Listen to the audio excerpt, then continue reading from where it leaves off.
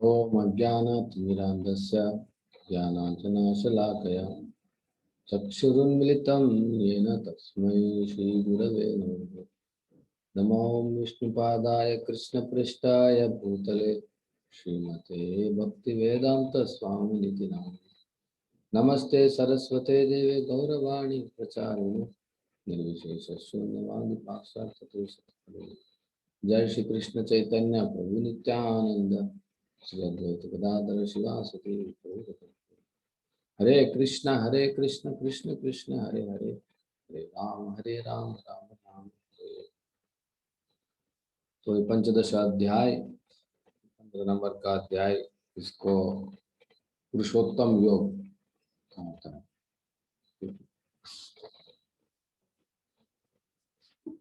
तो 14 अध्याय का हम लोग किया है। बद्ध जीवी 3 गुण से बद्ध हो जाता है और उससे वो कुछ देख तो नहीं पाता। तो भक्ति सेवा का द्वारा उनको त्रिगुण से भी त्रिगुण को अतीत करके जाना। ये अर्जुन का प्रश्न था कि 3 गुणों के बारे में, क्षेत्र के बारे में, ज्ञान के बारे में, ज्ञेय के बारे में ये सब जानने की इच्छुकता। भगवान उसके बारे में बहुत अच्छे से उदाहरण के साथ बताता है। पुरुषोत्तम योग है, इसमें क्या हम लोग या समझे। वैदिक ज्ञान का चरम लक्ष्य अपने आप को भौतिक जगत के पास से विलग करना तथा कृष्ण को भगवान मानना है। जो कृष्ण के परम स्वरूप को समझ लेता है वह उनकी शरण ग्रहण करके उनकी भक्ति में लग जाता है। तो अभी तक काफी चीज हमारा टास्क क्लियर हो गया है। जैसे भगवान निराकार है या साकार है या आकार है, उसके बारे में हम लोग को क्लैरिफिकेशन बहुत बार भगवान ऑलरेडी कह दिया है। फिर बाद में जैसा हम लोग चर्चा कर रहे थे कि हम लोग क्या लीन हो जाएंगे, क्या हम लोग क्या शून्य हो जाएंगे, क्या हम लोग का अस्तित्व चला जाएगा क्या, या हम भी भगवान बन जाएंगे क्या, ये सब क्लैरिटी दे दिया भगवान। तो 15 अध्याय में वो जो परम धाम के बारे में बताएंगे। ठीक है, तो पहले कैसे हमारा हृदय दौर्बल्य को काटना पड़ेगा, मोह को कैसे काटना पड़ेगा, उसके बारे में भगवान कहता है। फिर बाद में क्यों हम भगवत धाम जानना चाहिए, उसके बारे में विवरण देता है। फिर बाद में कृष्ण के बिना इस संसार में भी रहना असंभव कैसे, वो आज हम जानेंगे। बहुत ही रोमांचक है, इसके बारे में हम लोग सुनेंगे आज गीता में क्या लिखा है। इस जगत में भी हम लोग भगवान के बिना कैसे नहीं रह सकते। आत्मा और परमात्मा का अंतर, तो यही देखिए हर जगह में अंतर है। आत्मा परमात्मा के बीच में अंतर है, दोनों अलग व्यक्ति है, इसके बारे में भगवान कह रहा है। तो इसको हम लोग अच्छे से समझना चाहिए, पूरी तरह डाउट नहीं रहना चाहिए कि हम चैप्टर पूरा हो गया, भगवत गीता का क्लास हो गया, और फिर बाद में हम पूछेंगे कि तो क्या भगवान साकार है या निराकार है, तब हम ऐसा नहीं होना चाहिए। अरे भगवान निराकार है, क्यों होना चाहिए उनको आकार? वो क्या हमारे से ऐसा मनुष्य है क्या? तो ऐसे बात करने से नहीं होगा। इसलिए बोल रहे कि भगवान के बारे में जानना है तो आप भगवान से जान लीजिए, कोई आदमी से क्यों जानना है। हाँ, वो बाबा ये बाबा, वो ठाकुर ये ठाकुर, या बहुत तरीकों से आदमी से क्यों सुनना है। प्रभुपाद से भी मत सुनिए। कभी कभी वो लोग बोलते हैं हम प्रभुपाद से क्यों सुनना है, आपसे क्यों सुनना है। ठीक है, हमसे भी मत सुनिए, प्रभुपाद से भी मत, भगवत गीता से सुनिए। तो इसलिए प्रभुपाद जी भगवत गीता को यथारूप, भगवत गीता यथा रूप क्यों दिया है इसका नाम, कि अनुवाद में भी चेंज नहीं किया प्रभुपाद जी, और तात्पर्य में जो अनुवाद को कैसे समझना है हमको अच्छे से सिखाया। वरना कोई सिर्फ अनुवाद पढ़ेंगे तो उधर में भी तो भगवान ही बोल रहा है। हम लोग अभी तो जो कोर्स में हम लोग तात्पर्य के अंदर में तो हम लोग डूबा ही नहीं। आप लोग को हम लोग यही बोलते हैं, इसलिए आप पढ़ के आइए बोल देता है। ठीक है, अभी हम लोग इसके बाद में हम लोग भागवतम में जाएंगे, कोर्सेस अभी बहुत कुछ आएंगे, तो उसमें हम लोग तात्पर्य के अंदर में हम लोग अच्छे से पढ़ के आएंगे तो हमको समझ में आएगा। फिर भी भगवान हर श्लोक में कह रहे हैं कि मैं अलग हूँ, तुम अलग हो, तुम मेरा अंश है। गुणात्मक एक ही है मगर सांद्रात्मक एक नहीं होता है। भगवान और हम दोनों आत्मा है, मगर वो परमात्मा है, हम जीवात्मा है। अंतर सब समय रहेगा, मरने के बाद में भी, मुक्ति के बाद में भी अंतर रहेगा। ओके, तो इस 15 अध्याय में हम लोग शुरू करेंगे, देरी नहीं करेंगे। श्री भगवान उवाच ऊर्ध्वमूलमदशाकम् अश्वत्थं प्राहुरव्ययम् छन्दांसि यस्य पर्णानि यस्त्वं वेद स वेदवित्। भगवान बोल रहे हैं कि कहा जाता है कि एक शाश्वत शाश्वत अश्वत्थ वृक्ष है जिसकी जड़ों तथा ऊपर की ओर है और शाखा नीचे की ओर तथा पत्तियां वैदिक स्तोत्र है। जो इस वृक्ष को जानता है वह वेद का जाप ज्ञाता है। तो इधर में आप पेंटिंग में देख रहे हैं एक अश्वत्थ वृक्ष है। तो सहज में जनरली क्या होता है, वृक्ष का तो जड़ जो होता है वो नीचा रहता है और जो पत्ते है वो तो ऊपर में रहता है ना पेड़ का। मगर इस भौतिक जगत को चिन्मय जगत या आध्यात्मिक जगत का क्या बोल सकते हैं, छाया बोल सकते हैं। तो छाया में क्या होता है, छाया में उल्टा दिखता है, सीधा नहीं दिखेगा। तो ऐसे अभी जो आदमी ऐसे खड़ा है तो छाया में ऐसा रहेगा, है ना। जिधर में जिधर में जड़ है तो उधर से ब्रह्मा जी है और सृष्टि का श्रोता है, और उधर से हम लोग पशु पक्षियों जीव राशि, अलग अलग जीव राशि, कीट पतंग, ये सब आ रहा है। ठीक है, तो इसको जो समझेंगे, ये वेद शास्त्र में जो कहा रहा है कि धर्म अर्थ काम मोक्ष क्या है, कैसे हमको मुक्ति मिलना है, इसको जो समझेंगे तो वो ज्ञाता है। ये प्रथम श्लोक था। द्वितीय श्लोक में बोले अधश्चोर्ध्वं प्रसृतस्य शाखा गुण प्रवृत्त विषय प्रवाला अधश्च मूलानि संततानि कर्मानुबंधीनि मनुष्य लोके। क्या है ये अश्वत्थ वृक्ष? इस वृक्ष की शाखाओं ऊपर तथा नीचे फैले हुआ है और प्रकृति के 3 गुणों द्वारा पोषित है। इसकी टहनियां इंद्रिय विषय है। इस वृक्ष की जड़ें नीचे की ओर भी जाता है, जो मानव समाज के सकाम कर्म से बंधी हुआ है। तो मैं आपको बोल रहा था कि असली जो पेड़ है उसका परछाई, ठीक, रिफ्लेक्शन, परछाई तो उल्टा ही दिखेगा। तो नदी के पास में हम सब कभी कभी फोटो देखता है या किसी का एक्सपीरियंस है तो आप लोग समझ सकते हैं कि आप लोग नदी के पास में जाएंगे तो आपका परछाई नदी में देख सकते हैं तो उल्टा रहेगा, है ना।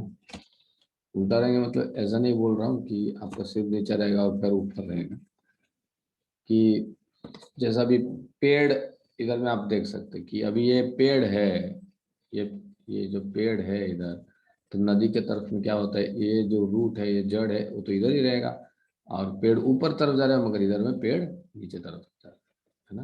परछाई में तो ऐसे रहेगा। तो इस जड़ जगत को भगवत धाम का एक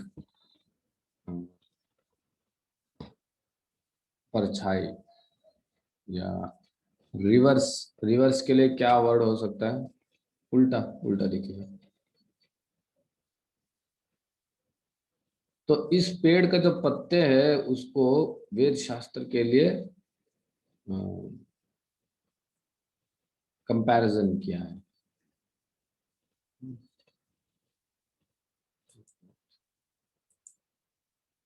प्रतिबिंब, ओके थैंक यू। प्रतिबिंब,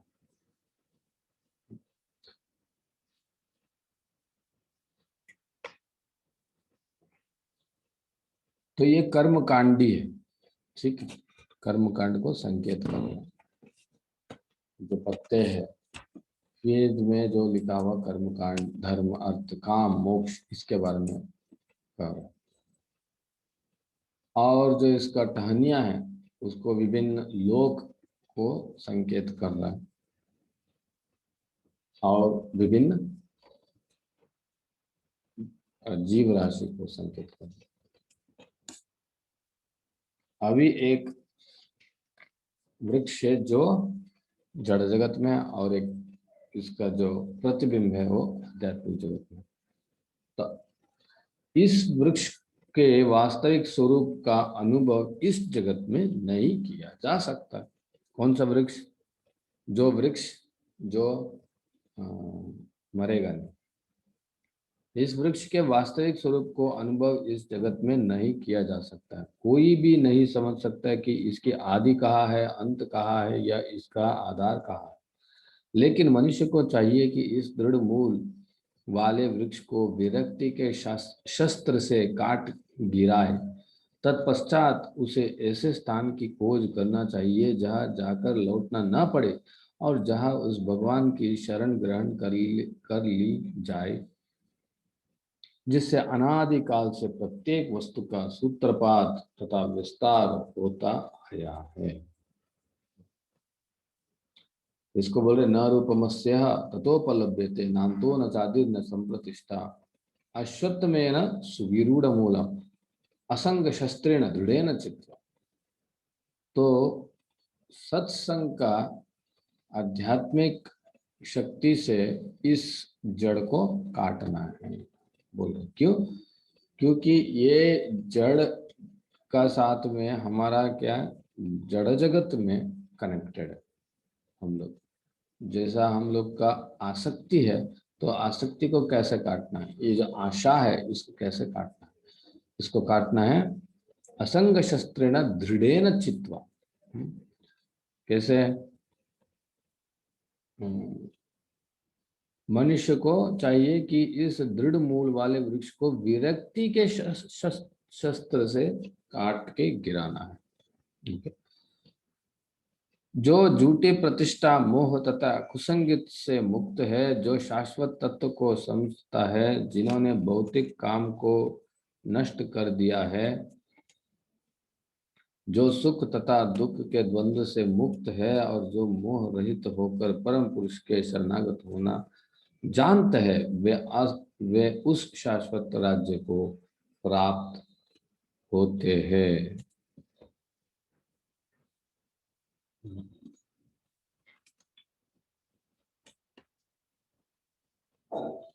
ठीक है, देखिए इधर दिखा रहे हैं कैसे आदमी वृक्ष का जड़ को काट रहा है।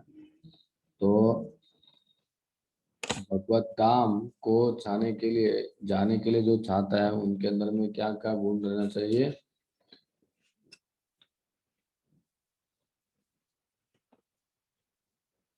निर्माण मोह जित संग दोष अध्यात्म नित्या विनिवृत्त कामा द्वंद्वै मुक्ता सुख दुख संगै गच्छन्ते मूढ़ा पदमव्ययम् तथा। अभी जो हम लोग डिस्कस किया था, झूठे प्रतिष्ठा, झूठे प्रतिष्ठा नहीं होना चाहिए। जैसे प्रभुपाद का जीवन में हम लोग देख सकते हैं, बहुत बहुत बड़े बड़े लोगों के साथ में प्रभुपाद जी मीट किया, क्योंकि कभी भी उनके अंदर में अहंकार हम कोई भी नहीं देख पाए। प्रेसिडेंट्स, फिर बाद में चर्च का जो पादरी है, पोप से, साइंटिस्ट से मिलते थे प्रभुपाद जी, और उनको डिफीट भी कर देते थे, मगर फिर भी कभी भी अहंकार नहीं रहते थे प्रभुपाद के अंदर, और कभी भी असत्संग में नहीं रहते थे प्रभुपाद। सब समय सत्संग, भक्तों के संग में रहते थे। प्रचार में रहते थे तो भक्तों के संग में रहते थे, क्लास देते थे तो भक्त के संग में रहते थे, प्रयाण करता है तो भी भक्त के संग में रहते थे, उत्सव मनाता है तो भक्त के संग में रहते थे। तो ये सब भक्त के संग में रहना ये बहुत इम्पोर्टेंट। और क्या उनको जानना चाहिए कि हम्म,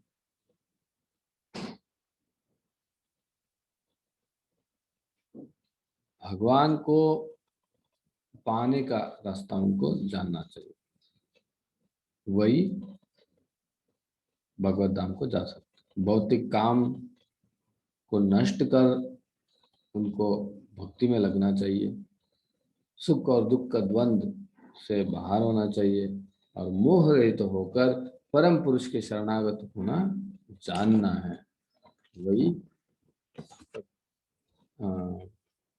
तत्परिमार्गितव्यम, ततः पदम तत्परिमार्गितव्यम। ततः पदम मतलब वो जो पद है जो भगवान का धाम है उसको पहुंच सकता है। अभी सेक्शन 2 में हम लोग जा रहे हैं 6 नंबर श्लोक से 11 नंबर श्लोक तक। क्यों हम भगवत धाम जाना चाहिए इसके बारे में वर्णन किया है। क्यों? 6 नंबर श्लोक में, वह मेरा परम धाम है तो सूर्य या चंद्र के द्वारा प्रकाशित होता है, और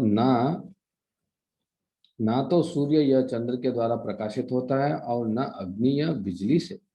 जो लोग वहां पहुंच जाता है वे इस भौतिक जगत में फिर से लौट कर नहीं आता है। कितना अच्छा से भगवान बोल रहे हैं। न तो भास्य तो सूर्यो न शशांको न पावका यद्गत्वा न निवर्तन्ते तद्धाम परम। इस जगत में हम लोग को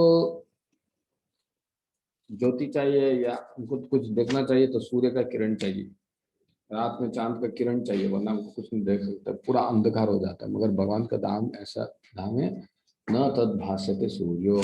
उधर में सूर्य का जो ज्योति है वो नहीं चाहिए, शशांक का जो मतलब उसका चंद्र का ज्योति नहीं चाहिए, पावक का मतलब अग्नि का भी जरूरत नहीं। प्रभुपाद जी भी बिजली भी लिख दिया, क्योंकि लोग सोच सकते हैं ठीक है शायद बिजली है उधर, 5,000 साल पहले तो इलेक्ट्रिसिटी के बारे में तो कैसे बोल सकते हैं, तो अग्नि से बिजली भी तैयार हो सकता है। हाँ, हमको पता नहीं रहे मतलब ऐसा नहीं कि था नहीं, कोई ऐसा चीज नहीं है। हम लोग देख सकते हैं वैदिक समय में, महाभारत के समय में टेक्नोलॉजी और भी एडवांस थे। शायद अभी हम लोग वो सब ज्ञान खोकर अभी हम लोग एडवांस का उल्टा हुए। शरीरम यदि अपनौती यच्चा व्युत्क्रमतीश्वरा गृहीत्वैतानि संयाति वायुर्गंधानि वाशे। तो इस शरीर को छोड़ के आत्मा कैसे लाता है? जैसे एक सुगंध बह रहा है हवा के, एक फूल का जो सुगंध, तो उसके लिए हवा चाहिए बहने के लिए। तो ऐसे ही आत्मा को बहने के लिए, आत्मा को दूसरा शरीर जाने के लिए एक शरीर चाहिए। इस आत्मा इस शरीर को छोड़ेंगे तो दूसरे शरीर में जाएगी, उधर के छोड़ के दूसरे शरीर में, तो शरीर चाहिए। ठीक है। श्रोत्रम चक्षुस्पर्शनम च रसनम ग्रहणमेव च दिष्टाय मनश्चाय विषयानुपसेवते। इस प्रकार दूसरा स्थूल शरीर धारण करके जीव विशेष प्रकार का कान, आंख, जीव, नाक तथा स्पर्श इंद्रिय प्राप्त करते हैं, जो मन के चारों ओर संपुंजित है। इस प्रकार वह इंद्रिय विषयों के एक विशिष्ट समुच्चय को भोग करता है। तो इंद्रिय से हम लोग इसको भोग कर, मूर्ख ना तो समझ पाता है कि जीव किस प्रकार अपना शरीर त्याग सकता है, न ही वे यह समझ पाता है कि प्रकृति के गुण के अधीन वह किस तरह ये शरीर का भोग करता है। लेकिन जिसकी आंख ज्ञान में प्रशिक्षित होता है वह यह सब देख सकता है। मतलब अज्ञान में हम रहेंगे ना तो कुछ भी हम लोग देख रहे कुछ नहीं देख पाते। पाप कर रहे हैं तब भी समझ में नहीं आता है, पाप है। जीव हिंसा कर रहे तब भी हमको समझ में, क्यों? अज्ञान में, ज्ञान में नहीं। अंधकार में जो करता है जो काम, जैसा कुछ समझ में नहीं आएगा। तो ऐसे ही ज्ञान में जब करेंगे तब कौन को समझ में आता है। आत्म साक्षात्कार को प्राप्त प्रयत्नशील योगी जन यह सब स्पष्ट रूप से देख सकता है, लेकिन जिनके मन विकसित नहीं है और जो आत्म साक्षात्कार को प्राप्त नहीं है, वे प्रयत्न करके भी यह नहीं देख पाते कि क्या हो रहा है।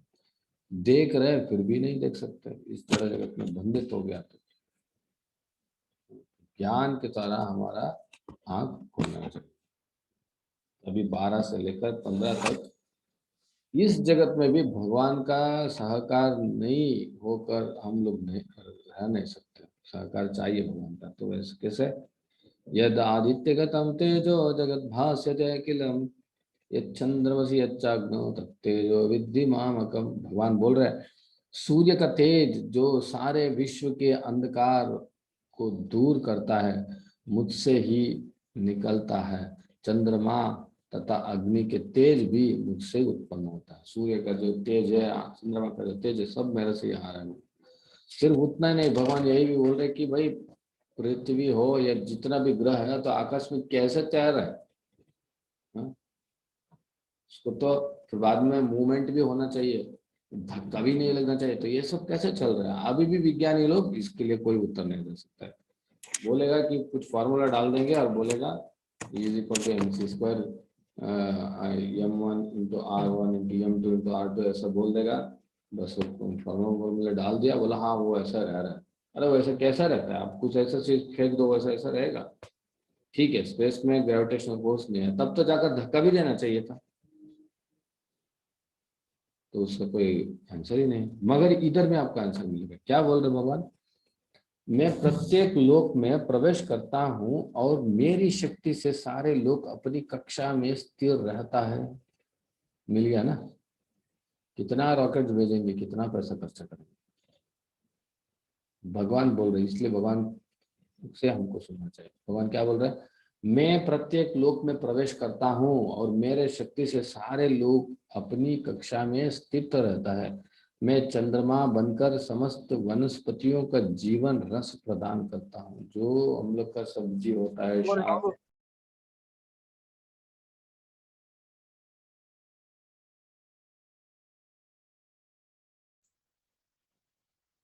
तो रात में जो चंद्रमा का जो किरण है वो पड़ के उसका अंदर में रस आता है।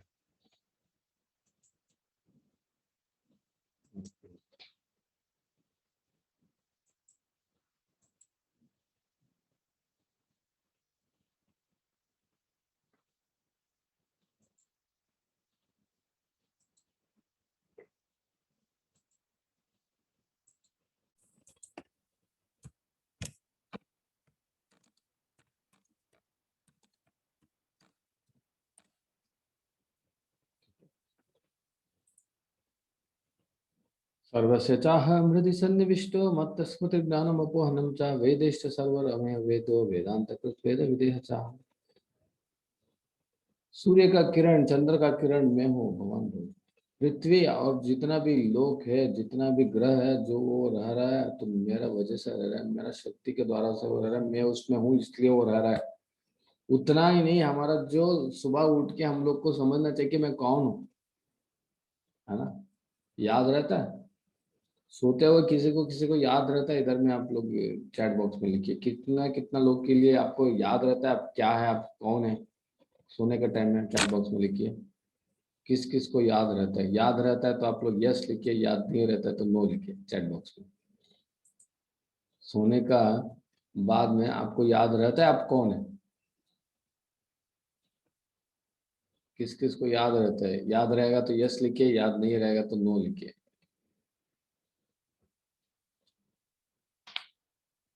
सब लोग जल्दी जल्दी लिखिए। क्यों याद नहीं रहते? क्योंकि ज्ञान नहीं रहता है हमारा, है ना? तो भगवान यही बोल रहे हैं मैं समस्त जीवों के शरीर में, एक मिनट, सर्वस्य चाहम हृदय सन्निविष्टम। मैं प्रत्येक जीव के हृदय में आसीन हूँ और मुझसे ही स्मृति, ज्ञान तथा विस्मृति होते हैं। मैं ही वेदों के द्वारा जानने योग्य हूँ। निस्संदेह मैं वेदांत की संकलन करता तथा समस्त वेद का जानने वाला हूँ। बहुत लोग बोलते कि हम लोग बहुत वेद पढ़ लिया, वेद पढ़ लिया, बाद में क्या बोलते हैं, हाँ भगवान निराकार, भगवान निराकार है। तो भगवान यार में थोड़ी बोलते थे कि मेरे को समझना है, मेरे को समझना है। भगवान बोल देते थे कि नहीं, तुम निराकार को समझना चाहिए। ठीक है। अहम वैश्वानरो भूत्वा प्राणिनाम देहमाश्रितः प्राणापान समायुक्ता पचामन्यम चतुर्विधम्। देखिए इतना साइंटिफिक नॉलेज है। मैं समस्त जीवों के शरीर में पाचन अग्नि, क्या अग्नि, वैश्वानर बोल के अग्नि है, जाटर अग्नि है, तो मैं वो हूँ। और मैं श्वास प्रश्वास मतलब प्राणवायु में रहकर चार प्रकार के अन्नों को पचता हूँ। चार तरह अन्न क्या होता है, जैसा हम लोग चिबाता है, कुछ हम लोग शक करते हैं जैसे चूसता है, फिर बाद में कुछ लोग हम स्वालो करता है। तो ऐसे विभिन्न तरह का खाद्य है। तो उस पचामन्यम चतुर्विधम, ये चार तरह का विध जो खाना है, जैसा पानी हम जो पी जाता है, तो ऐसे जो चार विध का जो आहार है, उसको मैं डाइजेस्ट करने का अग्नि का स्वरूप में पेट के अंदर में हूँ।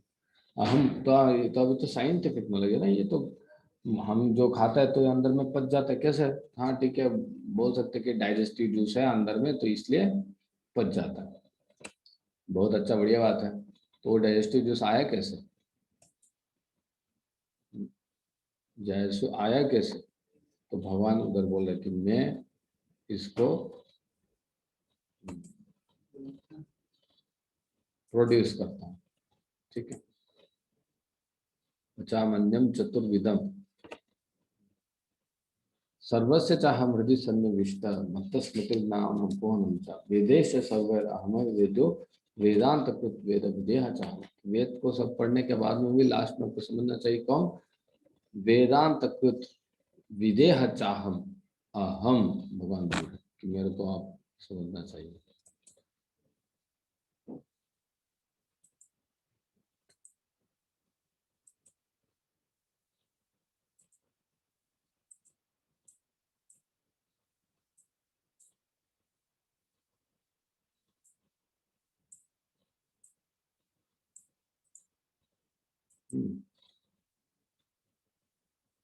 ऑलमोस्ट 16 तक आ गया हम लोग।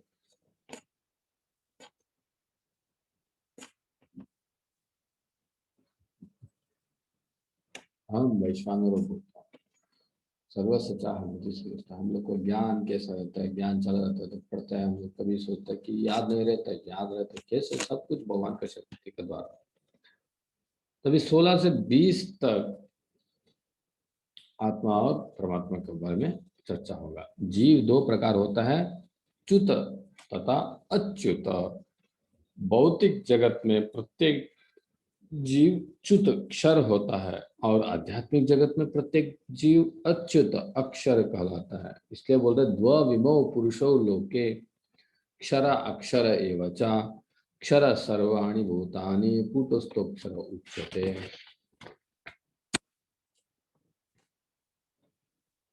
डिफरेंस है, उत्तम पुरुषस्व अन्य, इन दोनों के अतिरिक्त एक परम पुरुष परमात्मा है जो साक्षात अविनाशी भगवान है और जो तीनों लोकों में प्रवेश करके उनका पालन कर रहा है।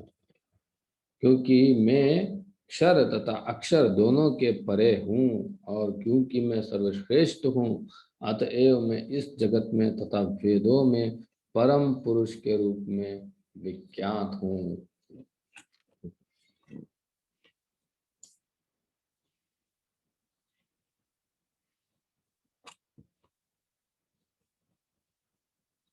जो कोई भी मुझे संशय रहित होकर पुरुषोत्तम भगवान के रूप में जानता है, वह सब कुछ जानने वाला है। अतएव हे भरत पुत्र, वह व्यक्ति मेरी पूर्ण भक्ति में रहता है। तो कितना इम्पोर्टेंट। और इससे पहले बोल रहे हैं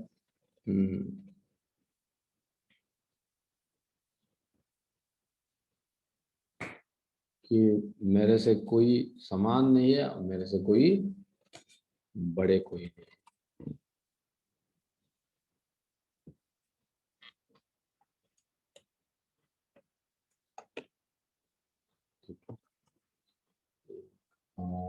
19 और 20 नंबर श्लोक है।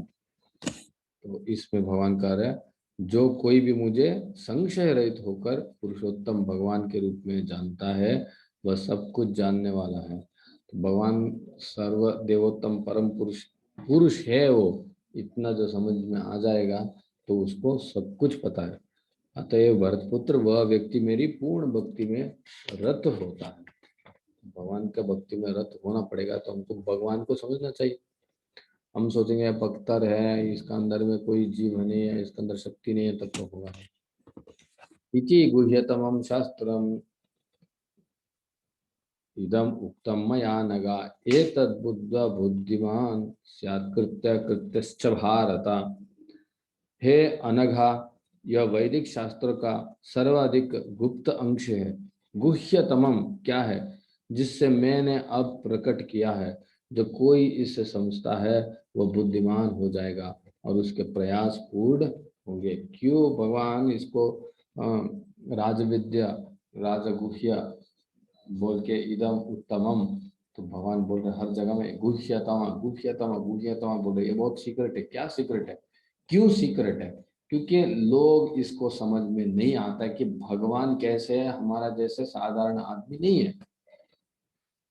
कोई समझ नहीं सकता है। और देखने के लिए हमारा जैसा हाथ है, हमारा जैसा पैर है, हमारा जैसा टांगे है, हमारा जैसा सिर है, हमारा जैसा मुख है, हमारा जैसा बात बोलते हैं, हमारा जैसे रोते हैं, हमारा जैसे चोरी करते हैं। तो भगवान हम एक है, हम सब भगवान एक है, यही चल रहा है सारा जगह। इसलिए भगवान बोल रहे ये इतना आसान नहीं है, ये गुह्यतम है, ये सीक्रेट है। आपको जो नॉलेज दे रहा हूँ, क्या नॉलेज? कि मैं परम पुरुष हूँ। शुद्ध भक्ति की संगति में रहकर पूर्ण कृष्ण भावनामृत में भक्ति करते हुए कुछ बातों को बिल्कुल ही दूर कर देना चाहिए।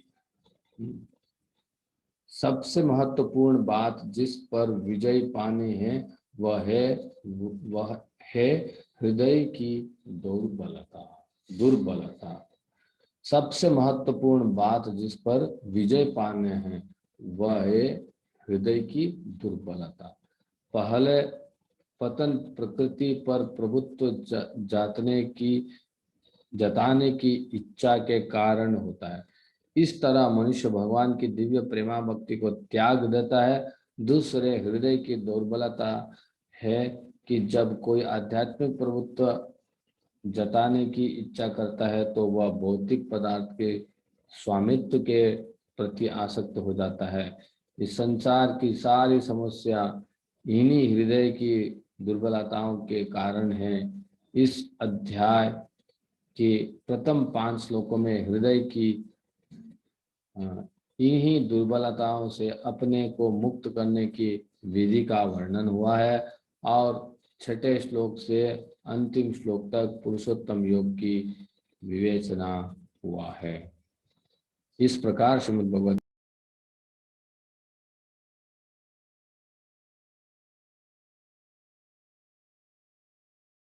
बीच में थोड़ा डिस्कनेक्ट हुआ, तो आप लोग बोल सकते हैं कि कितना सुना आप लोग? शांत है, कोई भी अनम्यूट करके थोड़ा बोल सकते हैं तो कितना सुने आप लोग? कब तक सुने? बीच में कट हो गया तो मेरे को पता ही नहीं चला।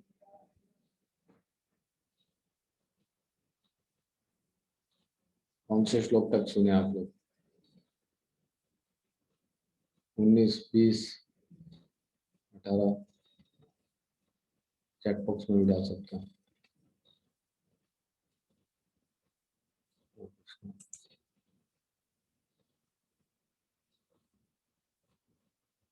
ये क्या प्रशांत अवस्थी? तो वो नेटवर्क प्रॉब्लम है। Yes yes yes.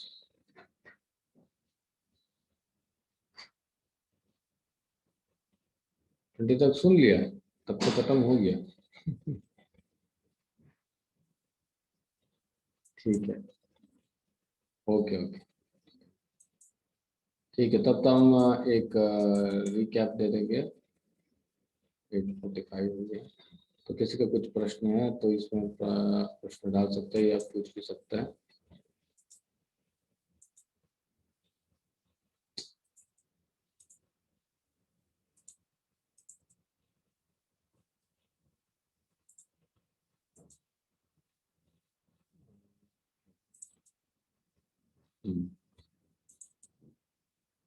तो एक रिव्यू दे देंगे लास्ट चैप्टर में हम लोग क्या इस 15 अध्याय में।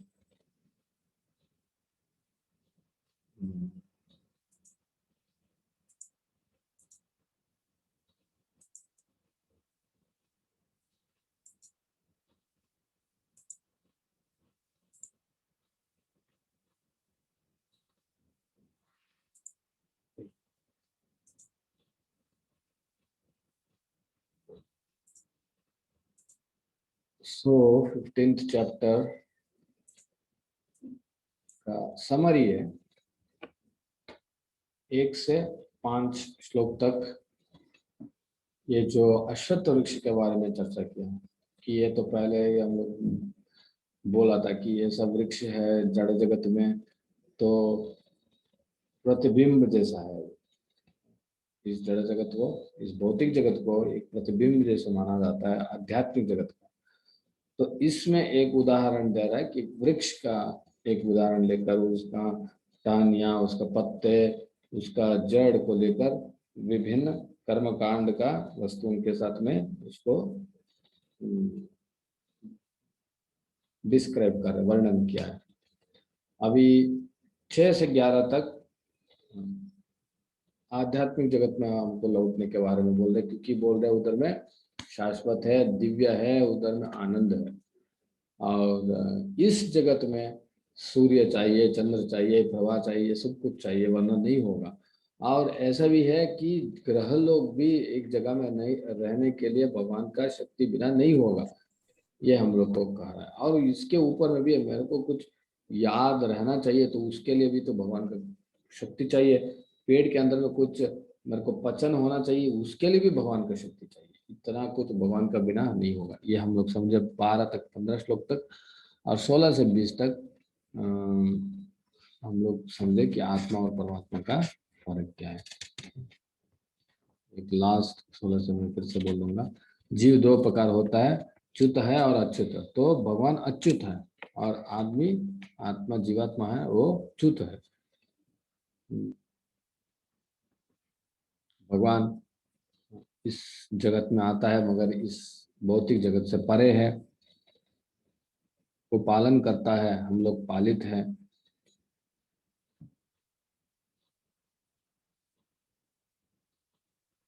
वेदों में भी यही कहा गया कि भगवान यस्मात् अक्षरत अतीतोहम अक्षरदापि।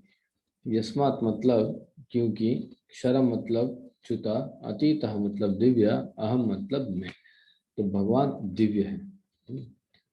यो माम वसमूढ़ो जानाति पुरुषोत्तमम स सर्वविद भजति माम सर्वभावेन भारत। क्या मेरे को जानने के बाद में क्या करेगा भगवान, भक्त लोग? जो कोई भी मुझे संशय रहित होकर पुरुषोत्तम भगवान के रूप में जानता है, वह सब कुछ जानने वाला है। अतः हे भरत पुत्र, वह व्यक्ति मेरी पूर्ण भक्ति में रत होता है।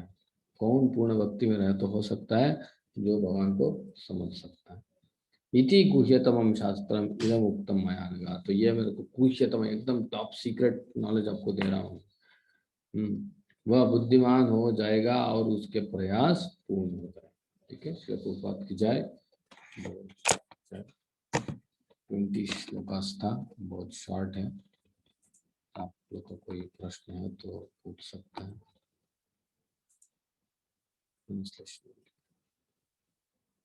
ओके, तो किसी का प्रश्न है तो लिखिए, वरना अनम्यूट करके बोल सकता है। तो इधर हम लोग विराम देंगे।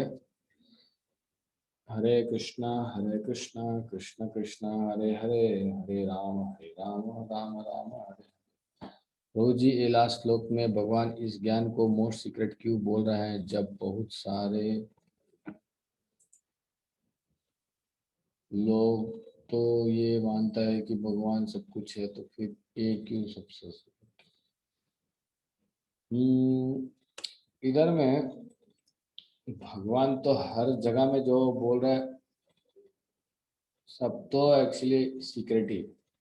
एक एक गुह्यतर बोलता है, एक जगह में गुह्या बोलता है भगवान, और एक जगह में गुह्यतमा बोलता है। तीन लोग कौन कौन, तीन लोग कौन कौन है? तीन लोग मतलब जो नरक लोग, और जो हम लोग का जो भूलोक। अच्छा अच्छा, आप बोल रहे थे। हाँ, फिर बाद में स्वर्ग लोग, यही तीन लोग हैं। मगर मैं जो कह रहा था इधर में, जो आज चैप्टर में जो डिस्कशन हुआ है वो है ग्रह। ये जितना भी ग्रह है इसको भगवान का शक्ति के द्वारा, भगवान उसको अंदर प्रवेश करके उनका शक्ति के द्वारा उसको धारण किया है। जैसा आदमी जैसे एक उदाहरण दिया है, प्रभुपाद जी प्रकोट में भी देता है कि जैसा कुछ आप, जो धूल है ना उसको हाथ से ऐसा पकड़ के ऐसा रख सकते हैं, है ना। तो धूल आपका हाथ के अंदर में है, आप हाथ नहीं दिख सकते, दिखेगा तो क्या होगा, धूल है उधर, अरे उसको कौन पकड़े वो तो नहीं देख सक रहा है, मगर धूल है सही हवा में है। तो वैसे ही ये जो जड़ जगत है, ये जो भौतिक जगत है, धूल का समान है, मगर भगवान उसको पकड़ा है। कैसा पकड़ा? उनका हाथ से नहीं, उनका शक्ति के द्वारा वो प्रवेश करके उसके अंदर में भगवान उसको पकड़ता है। ठीक है, thank you very much. Shiv Prabhupad की जय। भगवद गीता की जय। हरे कृष्ण कृष्ण कृष्ण हरे हरे, हरे राम राम राम। राम राम।